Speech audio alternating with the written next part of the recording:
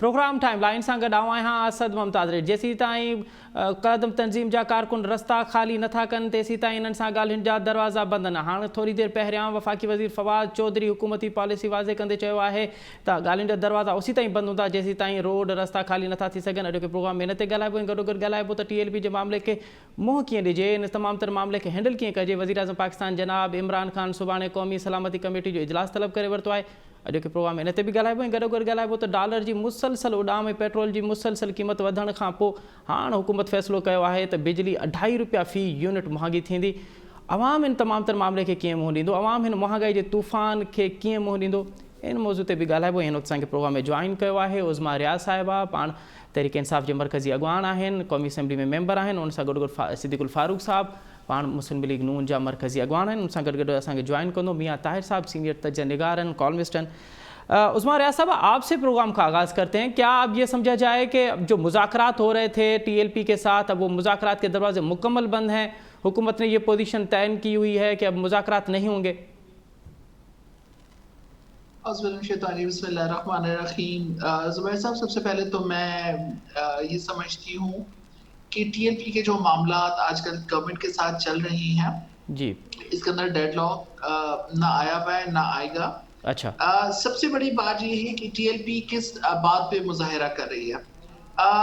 इस वक्त अगर पूरी दुनिया के अगर आप लीडर्स को लेते हैं, देखते हैं जिस तरह से इमरान खान साहब ने हुज़ूर सल्लल्लाहु अलैहि वसल्लम की जिस तरह से मोहब्बत का इजहार करते हैं, जिस तरह से आशिक़ रसूल हमारे लीडर इमरान खान साहब है, इस तरह से अभी तक मुझे पूरी दुनिया के अंदर कोई ऐसा लीडर नहीं नजर आया जिसने इस तरह से अपनी मोहब्बत का इजहार किया हो।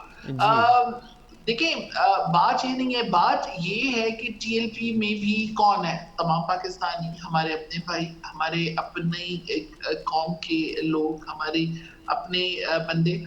सिर्फ बात ये आ जाती है कि जिस वक्त आप इस किस्म का कोई धरना देते हैं या कुछ इतने बड़े पैमाने पे आप काम करने लगते हैं तो ये चीजें आपके कंट्रोल में अक्सर इस वजह से भी नहीं रहती कि जब एक्सटर्नल अवामिल उसके अंदर शामिल हों और उसकी लॉ एंड पीस के अंदर जो चीज ये कह लें कि वॉयलेट कर रहे हो या उसको खराब कर रहे हो, तो सबसे ज्यादा मसला उस चीज के ऊपर आता है। जी, धरने से या मुज़ाकरात से ये मसले हल होते भी हैं और होते आए हैं, लेकिन इसका मतलब ये नहीं होता कि आप हुकूमत की रेट को चैलेंज करें।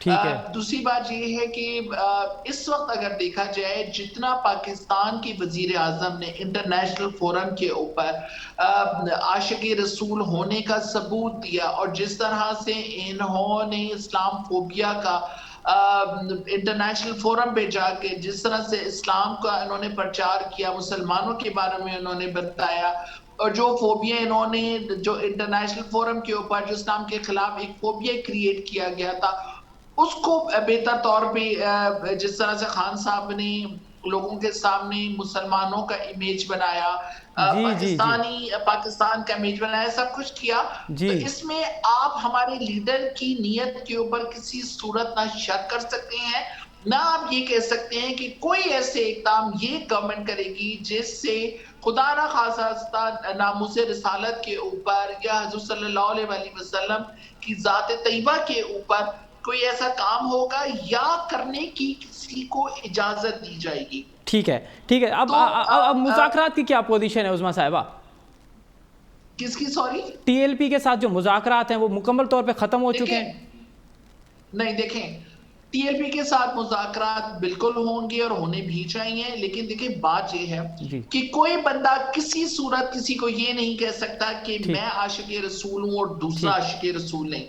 अगर TLP के अंदर आशिक़ रसूल बैठे हुए हैं तो क्या वो हमारा पुलिस का बंदा जिसे जख्मी किया गया, जिससे मारा गया, वो आशिक़ रसूल नहीं है? हमारा तो ईमान कंप्लीट ही नहीं होता जब तक हम हुज़ूर सल्लल्लाहु अलैहि वसल्लम को आखिरी नबी और अपना रसूल ना माने। तो ये क्राइटेरिया थोड़ा सा आपको चेंज करना पड़ेगा मुज़ाकरात के लिए भी, कि आपने कोई ऐसा इक़दाम जो हुकूमत की रेट को चैलेंज करता हो या लोगों की ईमान को चैलेंज करता हो, और ये सिर्फ आप कहो कि क्योंकि हम सिर्फ आशिक़ रसूल हैं और दूसरा कोई आशिक़ रसूल नहीं, तो उसमें फिर एक डेडलॉक आ सकता है। दूसरी बात, आप अगर यहाँ पर आके बैठे तो हुजूर सल्लल्लाहु अलैहि वसल्लम की सीरत नबी को क्यों नहीं आप लोग फॉलो करते हो, कि जिसमें दूसरे के लिए आसानी और लोगों के लिए आसानी बांटने की तालीम दी गई है। आज आप धरना लगा के बैठते हो, लोगों को मसले मसाइल का सामना करना पड़ता है, लोगों को अपनी जान और माल का खतरा आ जाता है, तो ये कैसे आशिक़े रसूल है कि जो अपनी मुल्क, अपनी कौम, अपनी मुसलमान भाइयों के खिलाफ इस किस्म के अगर काम करेंगे तो जाहिर है तो इसमें थोड़ा सा तो हुकूमत को भी कुछ ये कह लें कि कुछ सख्त एक्शन लेने पड़ेंगे। चलें, आप सख्त एक्शन की बात करें। अच्छा सिद्दीकुल फारूक साहब, अब तक टीएलपी ने जो है 6 बड़े धरने दिए हैं, 5 मुख्तलिफ हुकूमतों ने उनके साथ मुआहदे किए हैं। इस मरतबा जो धरना दिया जा रहा है, आप उसको कैसे देख रहे हैं, और नून लीग इस तमाम तर मामले को कैसे देख रही है कि किस तरह से हैंडल करना चाहिए थे?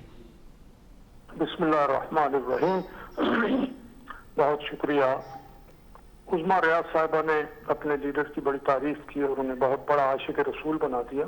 जी, रसूलुल्लाह सल्लल्लाहु अलैहि वसल्लम के हवाले से अल्लाह तबारक व तआला ने फरमाया है, लक़द कान लकुम फी रसूलिल्लाहि उस्वतुन हसनह, तुम्हारे लिए है मुसलमानों, मोमिनों, जी, अल्लाह के रसूल सल्लल्लाहु अलैहि वसल्लम की जात में पैरवी का, फॉलो करने का बेहतरीन नमूना है। नहीं, उन्होंने, रसूलुल्लाह ने एक एग्जाम्पल, एक मिसाल कायम कर दी है। वो मिसाल क्या है?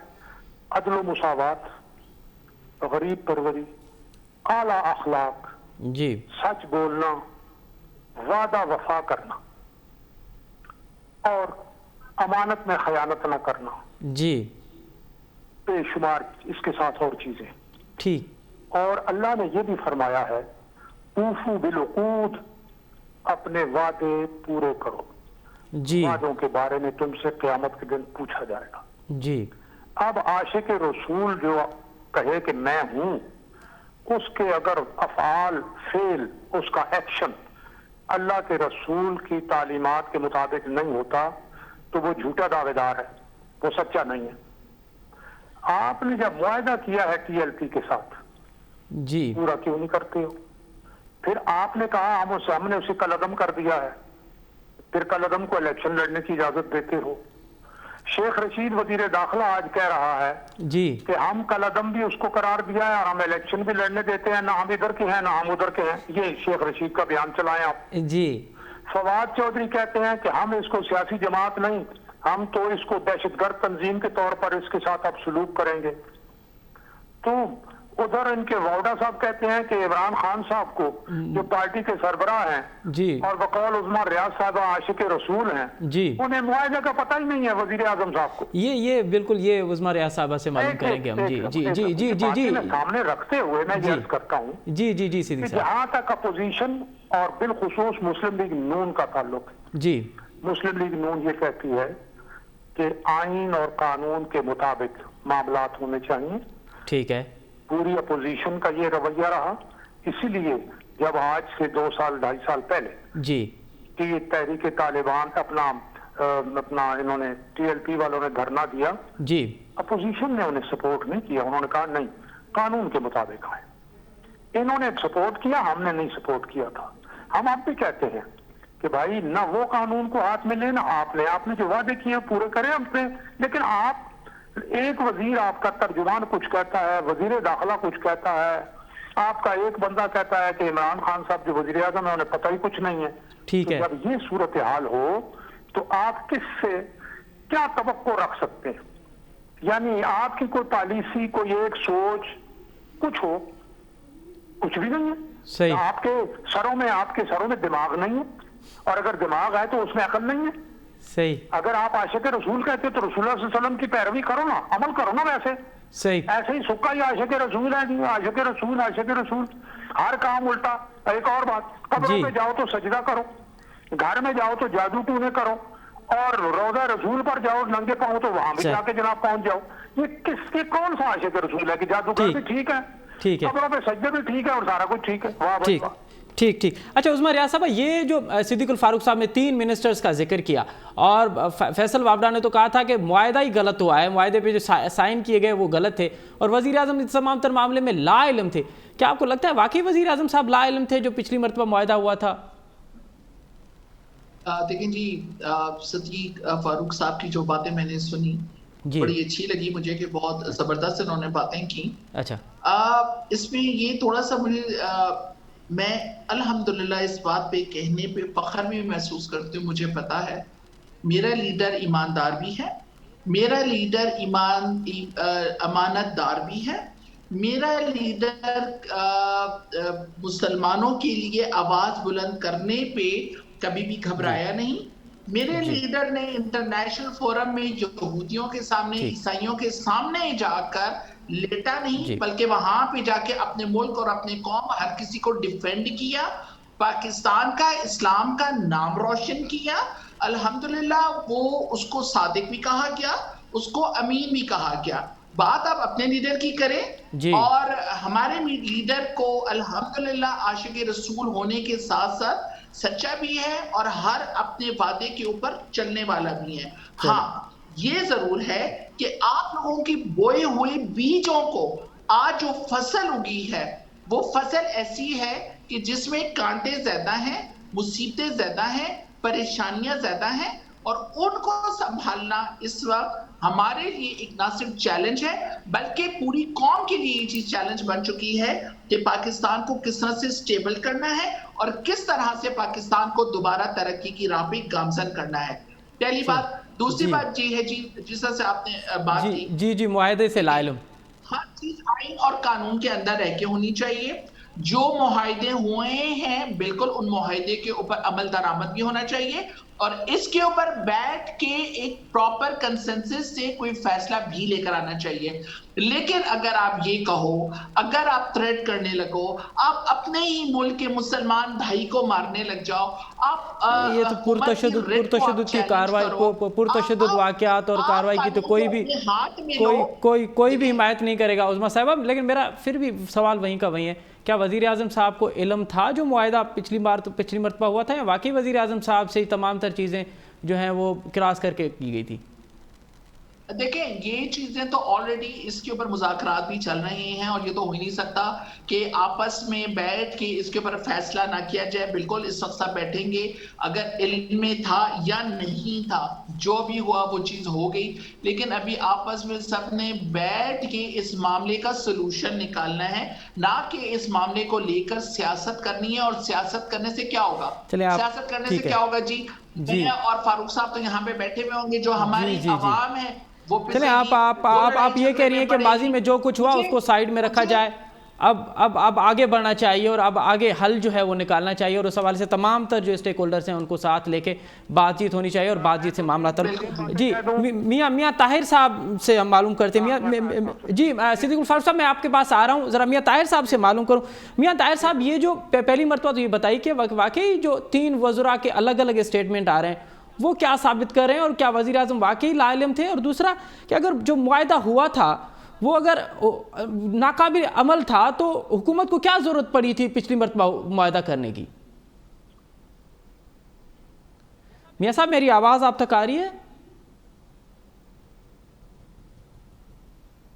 اچھا ہمارا رابطہ منقطع ہوا ہے. جیسے ہمارا رابطہ بحال ہوگا میاں طاہر صاحب سے اس کا تجزیہ ان کا تجزیہ ضرور لیں گے کہ ناقابل عمل معاہدے کو حکومت کرنے کی کیا ضرورت تھی. صدیق الفاروق صاحب، عظمیٰ ریاض صاحبہ کہہ رہی ہیں کہ یہ فصل آپ کا ہے اور اس میں کانٹے ضرور ہیں جو ہم فصل جو ہے وہ اب جو ہمیں اس کو فیس کر رہے ہیں. جی میں عرض کروں. پہلے تو پہلی بات یہ ہے کہ عظمیٰ اپنا ہماری بہن جو ہیں عظمیٰ ریاض صاحبہ، جی یہ قومی اسمبلی کی ممبر ہیں جی، تو یہ بھول جاتی ہیں کہ ان کے سامنے ہی ان کے ہی منسٹر آف اسٹیٹ لاہور سے انہوں نے ریکارڈ پر رکھا، کیا نام ہے، اظہر صاحب، حماد اظہر نے، جی کہ مسلم لیگ نون نے $35 بلین قرضہ لیا اور 33.51 یعنی $33.5 ارب سے زیادہ واپس بھی کر دیا.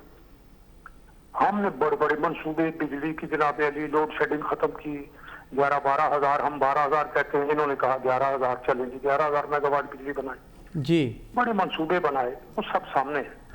اسد عمر نے پریس کانفرنس میں بتایا سوال کے جواب میں کہ ہمیں $18 بلین مسلم لیگ نون سے فاریکس ریزروز یعنی زر مبادلہ کے ذخائر ہمیں ملے ہیں، اور اب بعد میں پھر کوئی جھوٹ بولے تو اس کی مرضی ہے۔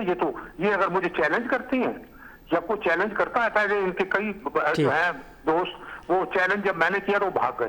اب اگر یہ میری بہن چیلنج کرتی ہے تو میں ان کو چیلنج کرتا ہوں۔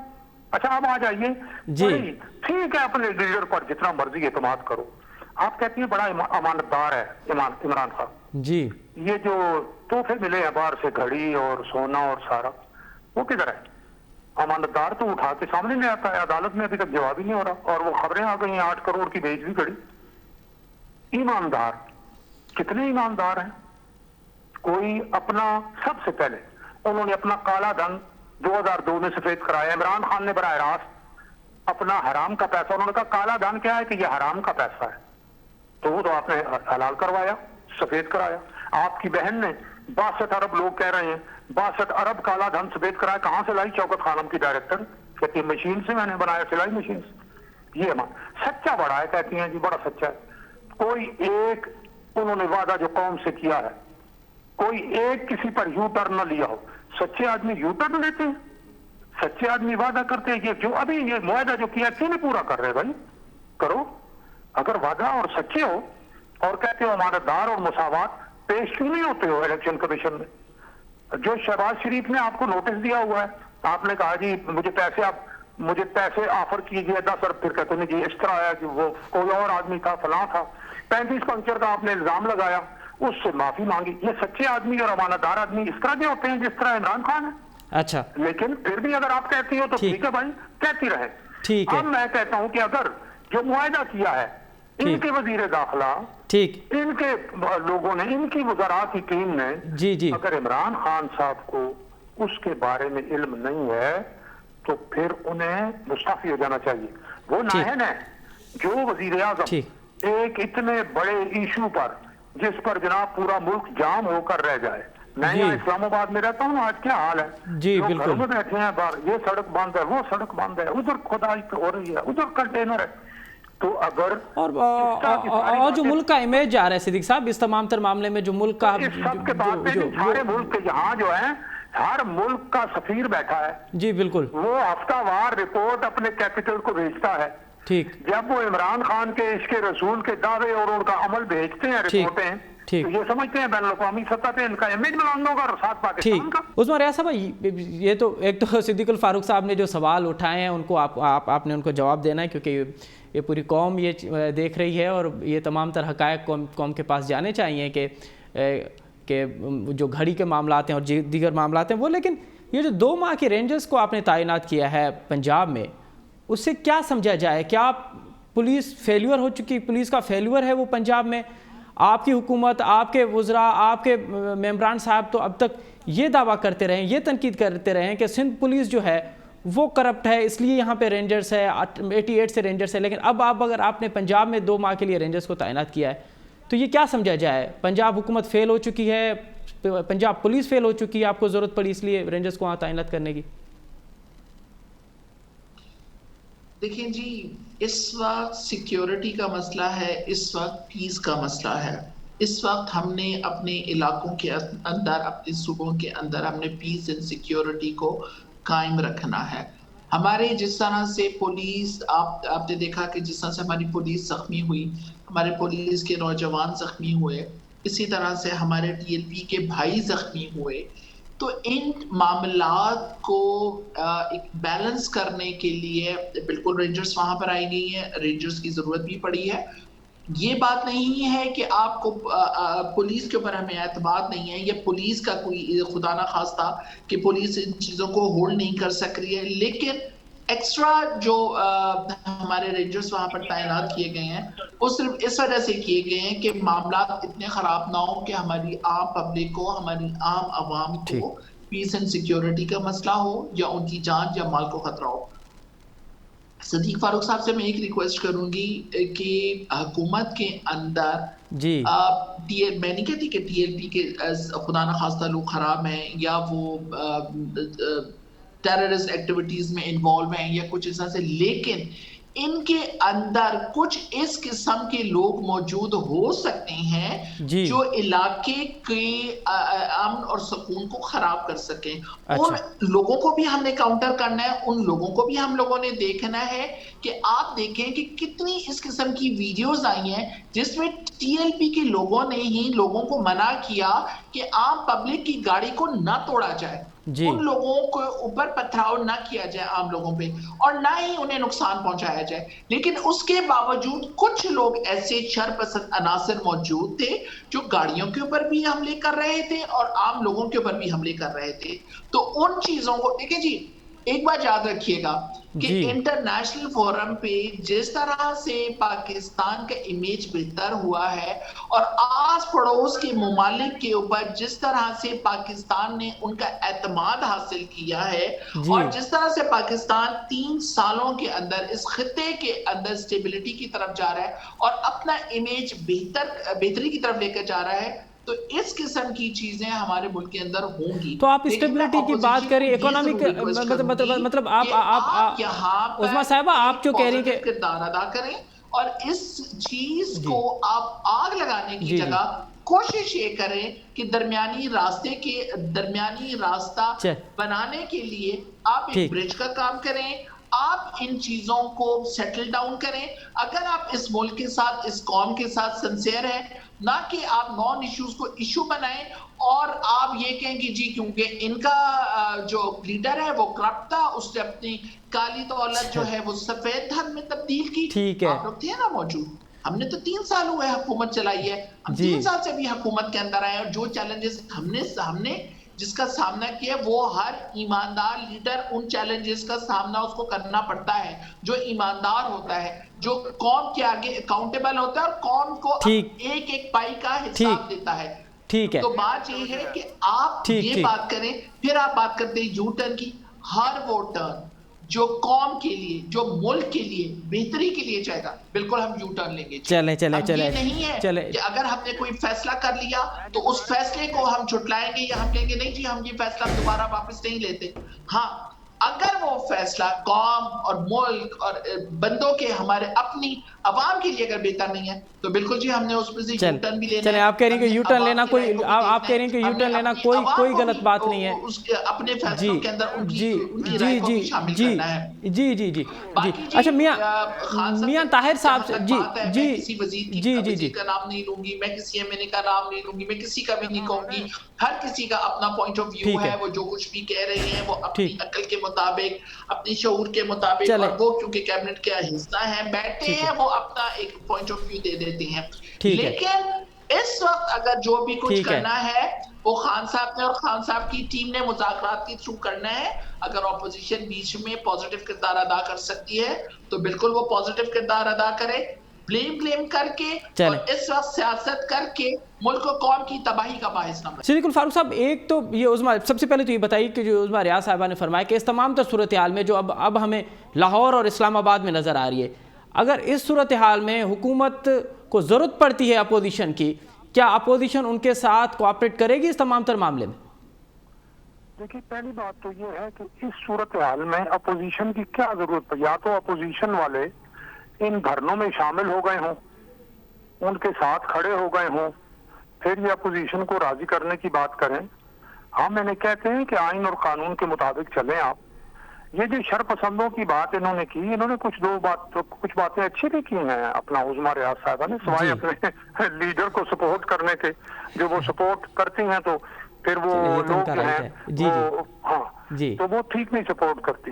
اب اس سے میں یہ عرض کرتا ہوں کہ شرپسند کیا پتہ کسی نے داخل کیے ہوں، کسی کو کوئی مقصد ہو.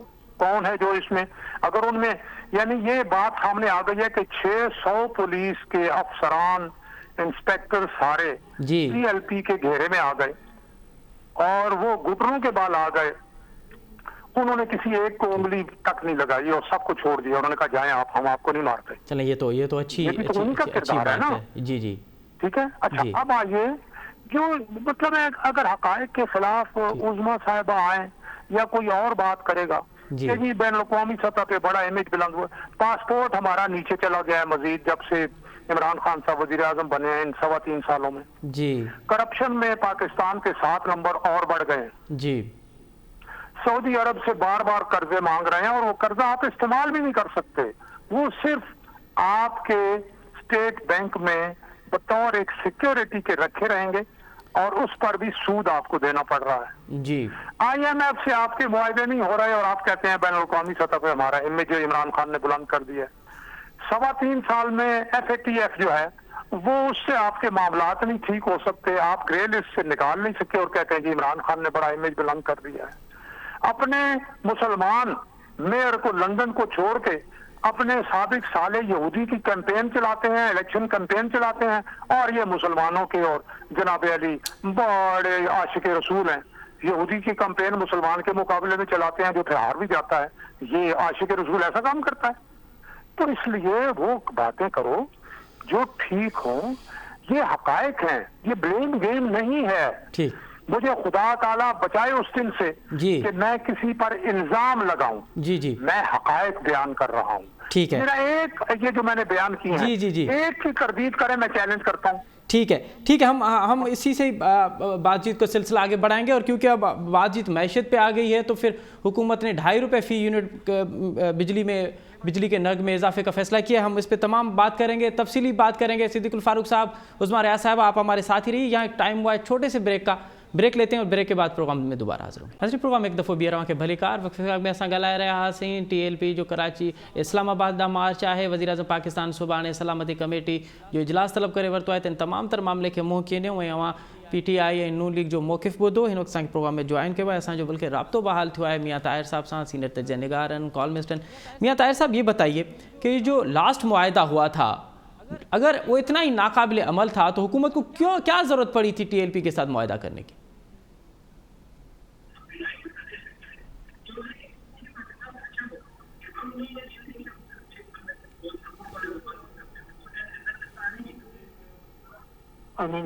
جی میاں صاحب، جی بتائیے گا، سوال کریں۔ میں کہہ رہا ہوں اگر اتنا ہی ناقابل عمل معاہدہ تھا تو تحریک انصاف کی حکومت کو کیا ضرورت پڑی تھی معاہدہ کرنے کی ٹی ایل پی کے ساتھ؟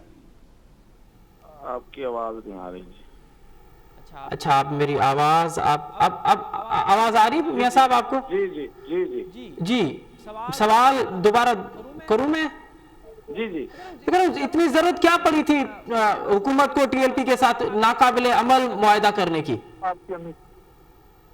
اصل میں حکومت نے تو نہیں کیا تھا، یہ تو کسی اور نے کیا تھا، اور کل اس کا اظہار کر دیا فیصل واڈا نے بھی کہ وزیر اعظم کو تو پتہ ہی نہیں تھا کہ یہ اس طرح کا کوئی معاہدہ ہوا ہے۔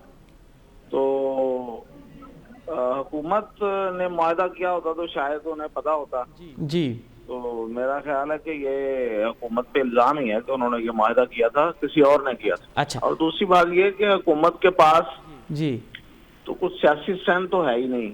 اچھا، اگر ان کے پاس کچھ سیاسی اسٹرینتھ ہے تو پھر ان کو اس کو استعمال کرنا چاہیے، ٹھیک، ورنہ یہ اب بھی جو کوئی مذاکرات ہو رہے ہیں اس میں بھی ایسا ہی کوئی بلنڈر ہو جائے گا جو پہلے ہو چکا ہے۔ اچھا، اور یہ irreversible ہوتی ہیں یہ چیزیں، یہ لوگ یہ سمجھتے ہیں کہ ہم ایک بات کر لیں گے، اس کرنے کے بعد پھر کچھ دوسری بات کر لیں گے، ایسا ہوتا نہیں ہے۔ اور یہ میں حکومت والوں کی بات کر رہا ہوں، اور جو کرنے والے ہیں ان کو پتا ہے کہ یہ کس طرف جانا ہے، کس طرف لے کے جانا ہے چیزوں کو۔ تو اس لیے حکومت کو اگر اپنا فیصلہ کرنا ہے تو وہ اپنی سیاسی اسٹرینتھ پہ کرے۔ ٹھیک ہے، اور تو میاں صاحب اب آپ کیا سمجھتے ہیں کہ حکومت کے پاس لوگوں کو استعمال کرے اور اس معاملے کو مذاکرات کے ذریعے، جو مذاکرات میں لو اور دو کی بنیاد پہ ہوتے ہیں، ٹھیک ہے، اور اگر وہ یہ سمجھتے ہیں کہ مذاکرات کرنے ہیں اور مذاکرات کرنے چاہیے، پہلی بات تو یہ ہے کہ میں تو ذاتی طور پہ مذاکرات کے حق میں نہیں ہوں اس طرح کے معاملات میں، اور اس طرح کی گروپوں اور جتھوں کے ساتھ مذاکرات کرنے میں۔ جی، لیکن اگر کوئی یہ سمجھتا ہے کہ مذاکرات کرنے چاہیے تو ضرور کرے، لیکن اس کے لیے اپنے سیاسی اسٹرینتھ کو استعمال کرے۔ یہ جو ادارے اور جو اچھا میاں صاحب اب میاں صاحب وہ کبھی مذاکرات نہیں کرتے. ٹھیک ہے میاں صاحب، اب حکومت کے پاس آپ کی نظر میں کیا آپشنز بچتے ہیں؟ کہ فواد چودھری صاحب تو کہہ رہے ہیں کہ جب تک راستے خالی نہیں ہوں گے، جب تک روڈ خالی نہیں ہوں گے، بات چیت کے دروازے بند ہیں. نہیں، فواد چودھری تو ایسے ہی انہوں نے وہ توپ خانہ سا رکھا ہوا ہے، وہ ایک فائر کرتا ہے، بیٹھ جاتا ہے سائڈ پہ ہو کے. اچھا اس کا کوئی ایسا معاملہ نہیں ہے. مذاکرات تو دیکھیں، یہ جب یہ کل کہہ رہے تھے کہ ہم نے القاعدہ کو بھی دور چھٹا دی، تم کیا چیز ہو، تو اسی رات کو انہوں نے مذاکرات بھی کر لیے تھے کل. پر کل شام کو یہ بات کر رہے تھے اور رات کو انہوں نے مذاکرات کے لیے ان کو بلا لیا تھا. اب لاہور سے آئی ڈونٹ نو کہ اسپیشل فلائٹ یا کس طرح سے سعد رضوی کو لے کے گئے ہیں اچھا اسلام آباد میں، اور ان کو وہاں رکھا ہوا ہے اور ان کے ساتھ مذاکرات کر رہے ہیں. تو یہ تو سارا بلف ہے. فواد چودھری نہ 3 میں نہ 13 میں اس کو ایک چیز کرا دی جاتی ہے کہ چل بھائی، تو وہ اپنے آپ کو شو کرتا ہے کہ وہ بڑا دلیر اور بڑا بلنٹ آدمی ہے، تو وہ بھی کہتے ہیں کہ چلو ٹھیک ہے، پھر ایسا ہے تو پھر تمہیں استعمال کریں گے. ٹھیک، تو استعمال کرتے ہیں اور اس کے ٹھیک ہے ٹھیک ہے. اچھا میاں طاہر صاحب یہ بتائیے کہ اگر معاہدے پہ عمل نہیں ہوتا تو پھر آنے والے 2-3 دنوں میں آپ کو لاہور اور اسلام آباد کی صورتحال کیا نظر آ رہی ہے؟ کیا ہونے جا رہا ہے؟ حالات تو بڑے خراب ہو سکتے ہیں، اس لیے کہ میں نے پہلے بھی ایک دفعہ آپ نے بلایا تھا تو میں نے اس وقت کہا تھا کہ پولیس بددل ہے، وہ نہیں لڑ سکتی، اور وہی ہوا کہ پولیس نہیں لڑی، پولیس نہیں روک سکی. پھر انہوں نے اب آگے یہ حل نکالا ہے کہ ہم رینجرز کو استعمال کرتے ہیں. تو رینجرز جو ہے اس کے استعمال کرنے میں اور اس کے آرڈر جاری کرنے میں اور استعمال کرنے میں فرق ہے. آرڈر تو جاری ہو گیا کہ وہ پولیس کے طور پہ استعمال ہوگی آن دا ڈسپوزل آف پنجاب گورنمنٹ، ٹھیک ہے، لیکن حقیقت ایسے نہیں ہے. اس کا کنٹرول کسی اور کے پاس ہوتا ہے، اور جن کے پاس ان کا کنٹرول ہے وہی اس کو استعمال کرتے ہیں، جس طرح چاہیں وہ کریں. اور وہ میرا نہیں خیال کہ وہ رینجرز کو آگے لا کے گولیاں ماریں گے یا گولیاں کھائیں گے. اچھا، تو آپ کو لگتا ہے کہ رینجرز کی صورتحال بھی ویسی ہوگی جو پولیس کی ہے یا کچھ ڈیفرنس ہوگا؟ رینجرز آگے نہیں آئے گی، رینجرز فرنٹ پہ آگے گولی نہیں مارے گی، گولی نہیں کھائے گی. ٹھیک ہے، تو وہ پولیس کو ہی بالآخر قربانی کا بکرا بننا ہوگا. جتنا وہ بیچارے کر سکے وہ کر لیں گے، ادروائز تو وہ پولیس ہماری جو ہے وہ لڑنے کے لیے تیار نہیں ہے. اچھا میاں صاحب، اب جو آپ کہہ رہے ہیں کہ ایک اسپیشل فلائٹ پہ رضوی صاحب کو اسلام آباد لیا جائے گا یا ان سے بات چیت ہوگی، تو کیا آپ کو کیا لگتا ہے کہ اب جو معاہدہ ہوگا اس میں کیا ہونے جا رہا ہے؟ کیا شرائط ہوں گی اس میں؟ ان کو لے کے گئے ہوئے ہیں وہ اس وقت اسلام آباد میں، رات سے اسلام آباد میں. اور دیکھیں ان کا جو مطالبہ ہے وہ سفیر سے وہ نیچے آ بھی جائیں گے. تو اصل بات تو یہ ہے کہ آپ نے تو اپنے رٹ گوا دی نا. اگر آپ نے ان کو رہا کر دیا، آپ نے ان سے پابندیاں ہٹا دیں، ان کو کالعدم سے ان کا سٹیٹس چینج کر دیا. کچھ دیکھیں، مطلب جب ہم مذاکرات کی بات کرتے ہیں، میں نے پہلے بھی کہا ہے کہ مذاکرات لو اور دو کا نام ہوتا ہے. ٹھیک ہے، تو پھر آپ کو کچھ تو دینا پڑے گا اگر آپ ان سے کچھ لینا چاہتے ہیں. اس وقت تو وہ بارگیننگ پوزیشن میں سب سے بہتر وہی ہیں. انہوں نے روڈ آپ کی روک کے رکھی ہوئی ہے، جی ٹی روڈ انہوں نے بلاک کر دیا ہے، پوری ریلوے سسٹم بھی بلاک ہو گیا ہے، آپ کا ٹریک بھی بلاک ہو گیا ہے. تو آگے کی طرف وہ جا رہے ہیں، بلا روک ٹوک جا رہے ہیں، اور جو سامنے آتا وہ اس کو وہ پیٹتے ہیں اور اس کی پٹائی کرتے ہیں. ٹھیک ہے، ان کا بھی نقصان ہو رہا ہے، لیکن ظاہر ہے کہ وہ تو آئے ہی نقصان کرانے کے لیے ہیں، تو ان کو کیا اس چیز کی پرواہ ہے. تو وہ اس وقت وہ جو کہتے ہیں ہم بلیک میل نہیں ہوں گے، تو وہ کر رہے ہیں ان کو بلیک میل، اور یہ ان کو بلیک میل آپ کہہ رہے ہیں کہ بلیک میل ہو رہے ہیں. اچھا عثمان ریاض صاحب، میاں طاہر صاحب کہہ رہے ہیں کہ مذاکرات ہوتے ہی کچھ لوگ کی صورتحال میں حکومت کیا دینے والی ہے، کیا لینے والی ہے؟ جی انشاءاللہ تعالی حکومت نے کیا دینا اور کیا لینا، حکومت نے جی صرف ان سے یہی مطالبہ کرنا ہے کہ آپ نے پیس اینڈ سیکیورٹی کا خیال رکھنا ہے، آپ نے عام عوام کو تکلیف نہیں دینی، آپ نے لوگوں کی پراپرٹی کو تکلیف خراب نہیں کرنا، آپ نے روڈوں کو، آپ نے گورنمنٹ کی پراپرٹی کو خراب نہیں کرنا.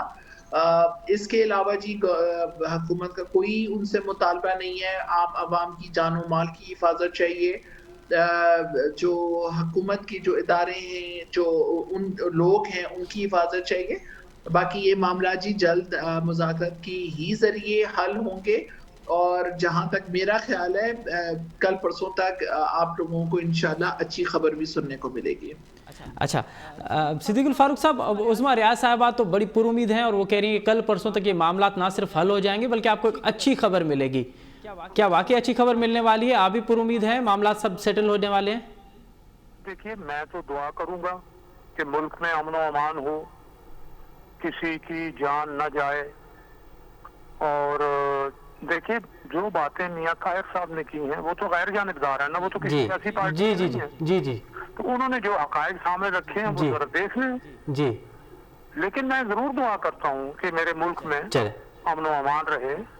غریبوں اور متوسط طبقہ جو اس ملک میں 20 کروڑ سے 22 کروڑ میں 20 کروڑ سے زیادہ ہے، وہ بالکل ان کی زندگی برباد ہو چکی ہے جی ہر لحاظ سے. کھانا پینا، بجلی، گیس، مطلب ہے کوئی چیز، علاج، معالجہ، دوائیں، ہر لحاظ سے ان کی زندگی کو بالکل یعنی جاں بلغ جسے کہتے ہیں نا، جی جی جی جی جی وہاں تک تو پہنچا دیا آپ نے. چلیں یہ آپ نے جو دعا کی بات کی ہے تو صدیق الفاروق صاحب، عظمیٰ ریاض صاحبہ، میاں طاہر صاحب، ہم بھی دعا کرتے ہیں کہ اللہ تعالیٰ سے کہ یہ 2-3 دن جو ہیں وہ بڑے پرسکون سے گزریں، پرامن سے گزریں، اور یہ تمام تر معاملات جو ہیں وہ پرامن طریقے سے گزریں اور کسی کی جان اور مال کو نقصان نہ پہنچے. اب تک جو ہوا ہے اس کو نظر انداز کر کے آگے بڑھنا چاہیے اور امید بھی یہی ہے کہ اللہ پاکستان کا خیر کرے، ہم سب کا خیر کرے. آپ تینوں معزز مہمانوں کا بہت شکریہ. ناظرین ہن سان گرو گڈ اڈو کے پروگرام جو وقت پہنچی پجانی تے تو پہنچے. اسد ممتاز ریٹ کی اجازت. اللہ بھائی.